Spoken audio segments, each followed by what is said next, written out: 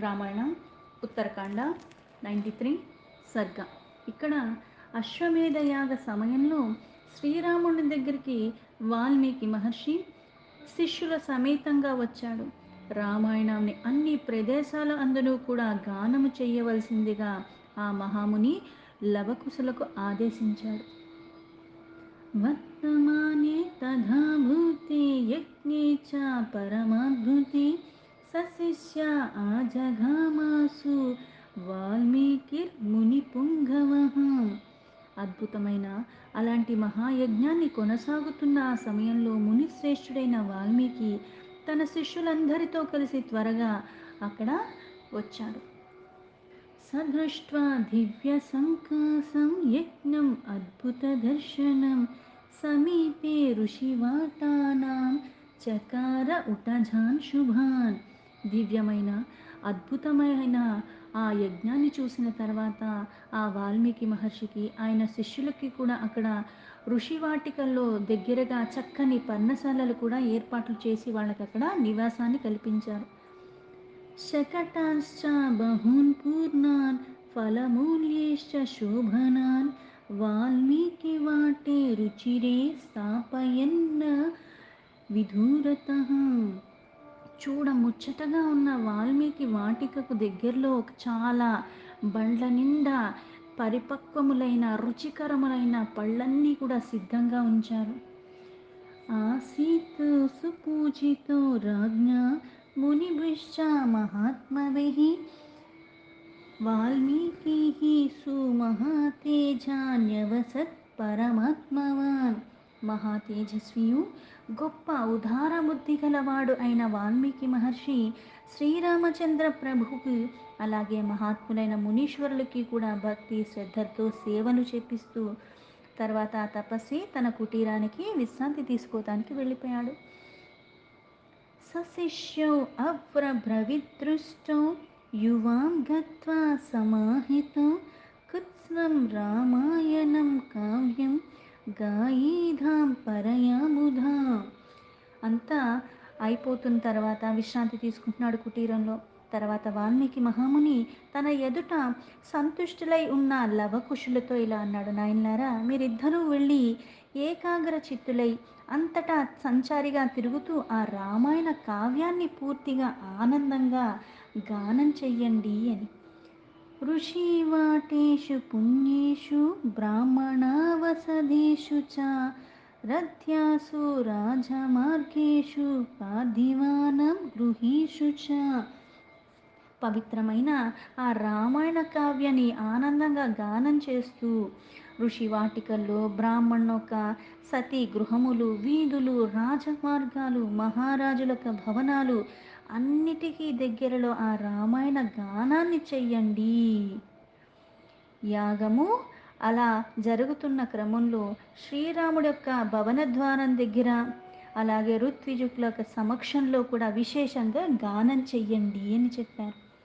రామస్య భవనధ్వాని యత్ర కర్మ ప్రవర్తతే ఋత్విజాం అగ్రతశ్చైవ తత్ర గేయం విశేషతః. ఇప్పుడు ఆస్వాదించేవాడు ఎక్కడుంటాడో వాడి దగ్గర, ఎందుకంటే ఇది చాలా అతి అద్భుతమైనది. దాని విలువ తెలియని వాడికి, దాని భావ అర్థం కాని వాడికి అది చెప్పి దండగా. అందుకే విశేషంగా ఎక్కడ చేయమన్నారు? రాముడి యొక్క భవన ద్వారాల దగ్గర అలాగే ఋత్విగులు దగ్గర వాళ్ళ సమక్షంలో విశేషంగా గానం చెయ్యండి. ఇవిగో ఈ విధములైన ఈ ఫలాలు కూడా తీసుకోండి. ఇమాని చ ఫలన్యత్ర స్వాధుని వివిధాని చ జాతాని పర్వతాగ్రేషు చాస్వాధ్యాయ స్వాధ్యగాయతాం. ఇవి పర్వతం పైన ఆ చెట్లందు బాగా పండి చాలా రుచిగా ఉన్నవి. వీటిని తనివి తీర ఆస్వాదించి గానం చెయ్యండి.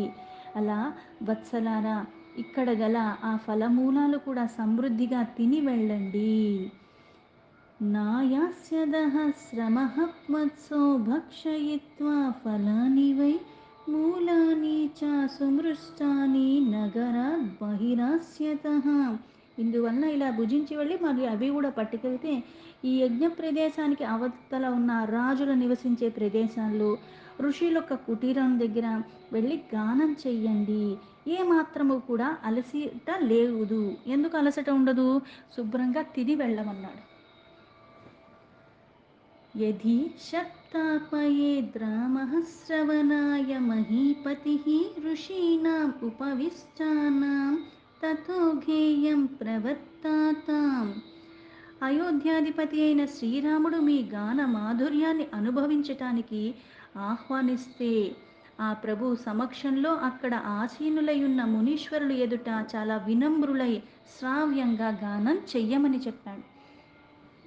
దివసే వింశతిః సర్గా గేయా మధురయా గిరా ప్రమాణైర్బహుభిస్తత్ర యథోద్దిష్టా మయా పురా. నేను ఇంతకుముందు రామాయణంలో ఉన్న సర్గలను వాటి అందు శ్లోకములొక సంఖ్యలు నిర్దేశించి ఉన్నాను. ఆ విధంగానే మీరు ప్రతిరోజు కూడా 20 సర్గాల చప్పున మధురగానాన్ని తో ఆ గాథనంతా కూడా చెయ్యండి మీ స్వరంతో అని చెప్పాడు.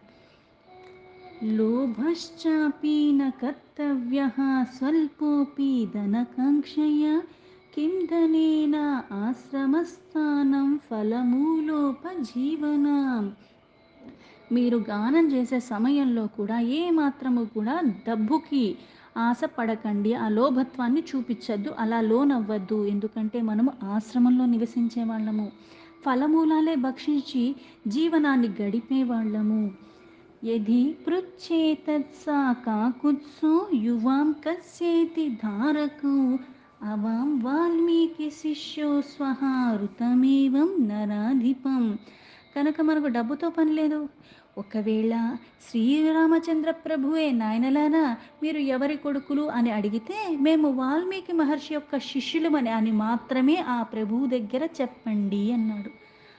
ఇమాస్తంత్రీః సుమధురాహస్తానం వా అపూర్వదర్శనం మూర్ఛయిత్వా సుమధురం గేయేధాం విగతజ్వరో. ఈ వీణా తంత్రులు మధుర స్వరములు పలుకుతూ, ఇందులో షడ్జాతి సప్తస్వరములు ఆయా స్థానాలలో అపూర్వంగా ఏర్పరచబడి ఉన్నవి. సందర్భానుసారంగా హెచ్చు తగ్గు స్థాయి భేదాలు కూడా గమనిస్తూ ఏమాత్రము తొణకక బెణకక హాయిగా గానం చెయ్యండి. ఆదిప్రభూతి గేయం స్యాన్నా చ అవజ్ఞాయ పార్థివం పితా హి సర్వభూతానాం రాజా భవతి ధర్మతః. మొదట నుండి మహారాజుని ఏమాత్రం కూడా నొప్పించకుండా గానం చెయ్యండి. శాస్త్రధర్మాల్ని అనుసరించి సకల ప్రాణులకి కూడా, రాజ్యంలో ఉన్న ప్రతి ఒక్కరికి కూడా రాజు తండ్రి అంటివాడు, అందుకని ఆయన్ని అగౌరవపరచద్దు అని చెప్పాడు. తద్యువాం హృష్టమనసో స్వాహా ప్రభాతే సమాస్థితో గాయేధాం మధురం గేయం తంత్రీలయ సమన్వితం. అందువల్ల మీరు రేపు పొద్దున్నే ఉత్సాహంతో ఆ గానాలు ఆలాపన చెయ్యటానికి సిద్ధపడండి. వీణా స్వరములు చక్కగా పలికిస్తూ లయబద్ధకంగా శ్రావ్యంగా ఆ మధురంగా ఆ రాముడొక్క చరిత్రను మొత్తం గానం చెయ్యండి అని చెప్పాడు. ఇది సందిశ్య బహుశో మునిః ప్రాచేతసస్తథా వాల్మీకిః పరమోదారాః తూష్ణీం ఆస్మిన్ మహాయశాః. మహాయశస్వి అయిన దయాహృదయుడు ప్రచేతసుని కుమారుడు అయిన వాల్మీకి మహాముని కుశలవలకు ఇట్లా ఎన్నో రకాలుగా హితవచనాలు పలికి ఇంకా మౌనంగా ఉన్నాడు. సందిష్టౌ మునీనా తేనా తావుభౌ మైథిలీసుతౌ తదేవ కరవావేతి నిర్జగ్మాతురరింధమౌ. అజయులు సీతాదేవి యొక్క కొడుకులైన కుశలవలు ఇద్దరు కూడా ముని యొక్క ఆదేశాన్ని తీసుకుని అలానే చేస్తామని పలికి అక్కడి నుంచి వెళ్ళిపోయారు. తామద్భుతాం తౌ హృదయే కుమారౌ నివేశ్య వాణిం ఋషిభాషితాం తథా సముత్సకౌ తౌ సుఖమూషతుర్నిశాం యథా అశ్వినో భార్గవ నీతి సంహితాం. శుక్రాచార్యుణ్ణి, నీతి సంహితను అశ్విని కుమారుల్లాగా ఆ కుశలవలు ఋషి ప్రోక్తములైన అతి అద్భుతమైన ఆ హితవచనాలకి తమ హృదయంలో నిత్యము గుర్తు చేసుకుంటూ పదిలపరుచుకున్నారు. ఉత్సాహంతో వాటిని స్మరిస్తూ ఆ రాత్రి హాయిగా గడిపేశారు కుశలవలు. దీంతో వాల్మీకి మహర్షి విరచితమైన ఆది కావ్యమైన శ్రీమద్ రామాయణంలో ఉత్తరకాండలో 93 సర్గా సంపూర్ణం.